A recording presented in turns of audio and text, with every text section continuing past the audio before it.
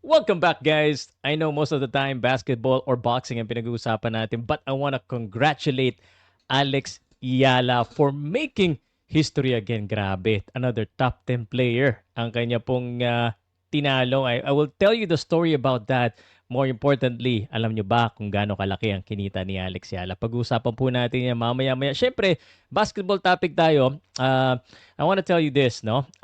I will be watching PBA opening night sa March 11 sa Ninoy Aquino Stadium. So, if any of my followers are watching this, please send me a message kung gusto mo sabay-sabay tayong manood. Magkita-kita po tayo dyan. Pero may sasabihin ako sa PBA that I hope they recognize this because ito yung medyo nakakatakot po. Pero bago ko sabihin yan, gusto ko lang pong i-shoutout muna yung masisipag, magaganda at mga gwapong teacher ng anak ko dyan sa St. Scholastica's College. Lalo na yung kanyang advisor na si Miss Elaine Rodriguez. 35 years of service ang haba niya na tungkulin na bigyan po ng edukasyon at i-guide yung mga anak natin, yung mga bata. Siyempre, congratulate din natin si Mrs. Mercado, Mr. Donna. Napapakinggan ko yung mga kanta niya ni Mr. Donna.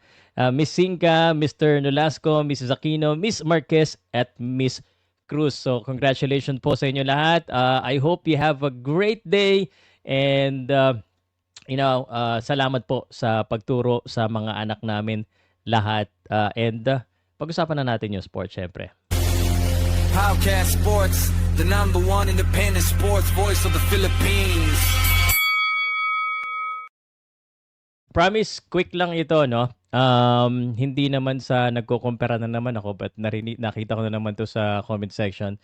Sabi, sa halip na basketball daw ang inaatupag natin, dapat yung mga sport na hindi kailangan ng height, like tennis, like boxing, like wrestling, jiu-jitsu, yun yung mga, dyan talaga tayo nakakakuha ng, kumbaga, world rating or world championship. Yun talagang kaya nating makipaglaban sa buong mundo. Yung pinakamagagaling sa buong mundo. Just like what's happening with Alex Yala. So kahapon, Sir Homer Sison, yung partner ko sa Homer Says Podcast. And by the way, just to let you know, magiging guest namin si Coach Tim Cone next. So nakumpleto na namin ang Gilas Pilipinas recent coaches. And today, I'm gonna confirm that. So abangan nyo po. Okay. So Alex Yala just defeated another top 10. And may mga nagsasabi na injured lang. Guys, lamang po siya dun sa set, sa first set, and even the second set, 2-0 yun before itong si Coco, ang pangalan, no? Coco Gauff. Pasensya na kayo, hindi ako masyado nanonood ng tennis. But because of the sudden explosion of popularity and itong ginagawa ni Alex Yala for tennis has such made a big impact to the world of tennis and the world of Philippine sports. No, siya po ang usap-usapan ngayon dito sa Pilipinas. So, I know you guys are basketball fans, but I would love you and I'd like to ask you to congratulate Alex Yala because she deserves it. Biruin mo, this is her fourth career win against a top 10 player. Nasa mga biktima niya na sina Iga Swatek, Swatek, Jasmine Paulini, and Madison Keys. And now, of course, in California, daming Filipino na nanonood doon sa laro. And I think that's the Indian Wells run. And listen to this. Okay? She has now a guaranteed prize money reaching 105 and 720 US dollar, about 6.3 million just by reaching the round of 16. And a potential earning, and this is big, man. If she win her next match, this will be approximately 11.5 million pesos or 193,645 US dollars. And from what I've heard, she will face world rank number 14 Linda Noskova. So abangan po natin yan. And again, I would love you to congratulate Alex Yala. So that's the good vibes of the day. I hope you guys are feeling positive because right now I'm gonna give you some real talk.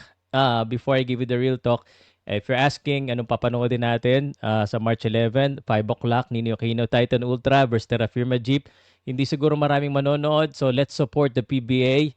Even though we criticize the PBA, Sir Homer, ako personally, I would love to support again the PBA. I would love to come back to be an accredited media, but on this day, I'll just be watching as a fan. Maybe shooting a quick video, but not really dun sa ano, baka mapagalitan na naman tayo. Sinisend na naman tayo ng PBA ng photo eh. Okay. Mga Blackburst and Converge Fiber Xer. I'm really curious about the Converge Fiber Xer. So, hopefully maganda ang maging laruan sa March 11. And think of speaking of laruan, and I do not know if you recognize this. The PBA recently had their All-Star, and Japet Aguilar won. Congratulations, Japet. Siyempre, baka Ginebra ako. And ang lupit pa rin talaga ni Japet. Biruin mo, retire na sa Gilas Pilipinas. Siya pa rin ang nananalo. Nakakatuwa din kasi si Ranidel de Ocampo naglaro. Si Arvin Santos naglaro. Ang galing. Kaya naman sabi ko, Batega, buti yung PBA, even the old players are still joining and helping the PBA. But here's the kicker. And hopefully the PBA recognized this. Nasabi ko na to eh. This is the one big problem right now of the PBA. And I know may mga magre-rebuttal kagad bago ko sabihin. Sir, kasi ganito. Ito muna, pakinggan mo. The big problem of the PBA right now is continuity of the star. Yung pagang succession planning for the stars. And this is, for me, it's alarming in some ways. Now, there's two things. I want to mention this first muna. Pakita ko kasi to, tinitingnan ko kasi, when I say something, it has to be backed up by stats. And at least, although I give my opinion, I'm emotional sometimes, we have to make sure that, statistically, yung sinasabi ko, it backs it up. Now, alam mo ba kung bakit hindi nilalaro dito yung All-Star? Kasi pag sa Manila nilalaro yung All-Stars, wala masyadong nanonood. Bakante yung stadium, hindi maganda tingnan. Now, at least medyo good yung stadium doon. Hindi siya ganun kapuno, but at least, marami pa rin nanonood. Kita mo may mga bakanting upuan pa rin. But I think it's better than at least in Manila, which is sad. Because Manila is the capital city, dapat mas maraming tao. So, we are thankful for Candon for actually hosting and bringing the people there to watch. I do not know exactly the tickets. I've not been there, but here's the thing. Now, the All-Star game where every stars in the PBA plays and every players na hinahanap nyo plays, it garnered 550K views. 550K views on YouTube, which is, aminin man natin na hindi, dyan na talaga nanonood karamihan ng tao sa social media. Right? Okay, so if you look at that, that seems good. But if you look at, of course, the game of Gilas, hindi na natin sabihin, that's 1.6 million. If you look at, let's say, scroll down natin, yung laro ng Ginebra, 2 million, 2 million. Bakit mas marami pang million umaabot yung mga laro ng Barangay Ginebra? It's not All-Star. Ito nga laro ng Rain or Shine at saka ng Meralco Bolts. And let's look at the other games. Let's look at the games of yung mga regular games lang. 500,000 din to. So the point that I'm saying here is that the All-Star should have been getting a lot more attention, but it's not. Why is that the case? Now there's a positive to having Arvin Santos and itong mga stars natin, nandoon din sina Pingris, but it's also a realization. I don't mean to look at it negatively. Let me know if you agree with me. Pagpapasok mo, kailangan mo pang ipasok yung mga veterano sa rookie sophomore game. Ibig sabihin yung rookie sophomore natin, which is who is supposed to be the future of the league. Ibig sabihin, hindi pa nila kaya magdala ng games. Ibig sabihin yung hatak nila kulang na kailangan pa mag-recruit ng mga retire, which is not a good sign. You see where I'm coming from here?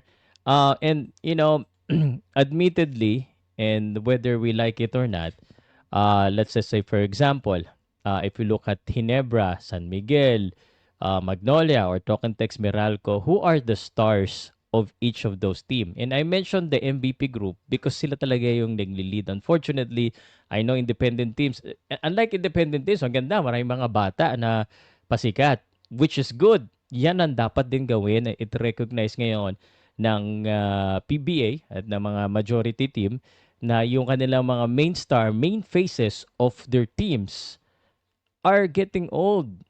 And that's why the fans, me, I'm getting old. This has been the going issue. They need to recognize that the PBA need to create new stars, new young stars every single year. Just like the NBA, pag may papasok, meron talagang bagong pangalan na angat. Pero sa PBA, parang ang hirap umangat. No? Lalo na pag yung mga rookies at yung mga magagaling na players na rookie napupunta po sa mga independent teams. Hindi talaga napapag-usapan masyado. And the PBA needs to help these independent teams para pasikatin yung players. Because honestly, the players is, I think, the main reason why the PBA is still arguably, I mean, maybe undisputed number one still. And no disrespect to the other league. I love them and I watch them. But as long as the PBA is still at the destination of the premier players for the Philippines, then they're still the number one because players are really the reason why pinapanood ang basketball, right? It's not the exact team, it's the players. Yan talaga most of the time. Sige, pupunta ka doon, panoodin natin si Scottie Thompson, panoodin natin si Japet Aguilar, di ba? So if the PBA will fail to recognize and create new stars, I mean stars, no? Hindi yung sikat lang sa ganito, siya yung pinakamagaling pero hindi naman siya yung napapag-usapan. They need to create that. Yung succession planning. Sa Hinebra, sino ang biggest star? 'Di ba? They need to have the new faces lagi na succession. Yun yung sa tingin ko. And I know ito na yung sinasabi kong rebuttal ng mga tao. May mga magsasabi, Sir, paano gagawin yan? Yung mga players na mga sikat, sina Kai Soto, sana papasikatin, nagpupuntahan sa Japan. That's a thing. And that's another issue. Syempre, miski ikaw, kung ikaw ay nurse, kung ikaw ay may skills na kailangan sa ibang bansa at inoferan ka doon ng mas malaking pera, alam ko may kasabihan, bayan muna bago sarili, no? Pero hindi naman tayo mapakain ng bayan. Okay sana yan ganyan. Kung yung bayan, yung government, I don't want to talk about it, but all I'm trying to say is that kung masusure tayo, nasusuportahan tayo, na hindi tayo papahirapan sa pagkolekta ng pera, di ba, sa government. But, again, that's a different story. I don't want to put that. Again, the only reason I'm saying this is that the PBA needs to recognize and yung PBA All-Star is a telltale sign. Na kailangan mo pa maglagay ng veterans. Why? Don't we have enough young guys that could potentially be a star that are great na hindi napapalaruin doon? And if laging ang nasa headline yung mga veterans pa rin, why can we not build up a new star? That's all I'm saying. Do you agree with me? Okay? So, anyway, sabihin ko lang sa inyo, next guest natin si Coach Tim Cone. And if you're watching the PBA, let me know sa March 11. Opening pa lang ang makukomment ko kasi open pa ako niyan. So, kita-kita tayo. And let me know if you agree with me with that glaring issue of the PBA. And don't forget to congratulate Alex Yala, guys. See you on my next episode.